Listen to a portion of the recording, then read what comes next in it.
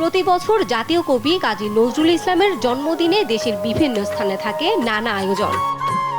ছোটবেলায় ভারতের আসানসোলে হোটেল কর্মচারী হিসেবে কাজ করতেন তিনি। সেখান থেকে তাকে 1914 সালে ময়মনসিংহের ত্রিশালের কাজীর সিমলায় নিয়ে আসেন কাজী রফিজুল্লাহ দারোগা। পরে নজরুল ইসলামের ঠাঁই হয় তার বাড়ির বৈঠকখানায়। দুরন্ত নজরুলকে দড়িরামপুর স্কুলে সপ্তম শ্রেণীতে ভর্তি করানো হয়। তার পৌনে 3 বছর কাটে কাজীর সিমলা এবং দড়িরামপুরে। পরে চলে যান কুমিল্লায়। এই পুকুরে সে গোসল করতো, সাঁতার কাটতো। তাল গাছ ছিল, তাল গাছে এখন হয় নাই, অনেকদিন আগে কথা। তাল গাছে তাল রুপাইতো।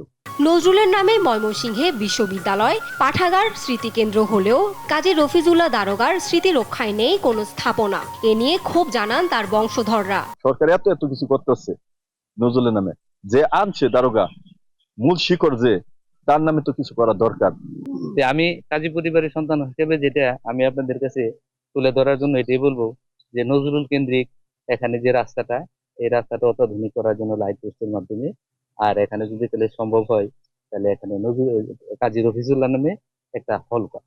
রফিজুল্লাহর স্মৃতি রক্ষায় কেউ আবেদন জানালে সরকারের নজরে আনার কথা জানান বিভাগীয় কমিশনার। বা সমগ্র ময়মনসিংহের মানুষের দীর্ঘদিনের দাবি কাজী রফিজুল্লাহ দারোগা সাহেবের স্মৃতি রক্ষার্থে কিছু একটা করা উচিত। আমি বললেই কমিশনার বললে হবে না, তারা যদি এরকম কোন আবেদন দেয় তাহলে হয়, অনেক সময় রাস্তার নাম হয়। 1997 সালে কাজীর সিমলায় কাজী রফিজুল্লাহ দারোগা স্মৃতি পরিষদের উদ্যোগে টিনের স্থাপনা নির্মাণ করা হলেও তা এখন তদারকি ও অর্থনৈতিক টানাপোড়েনে ধ্বংসের শেষ প্রান্তে। নিউজ ডেস্ক, দেশ টিভি।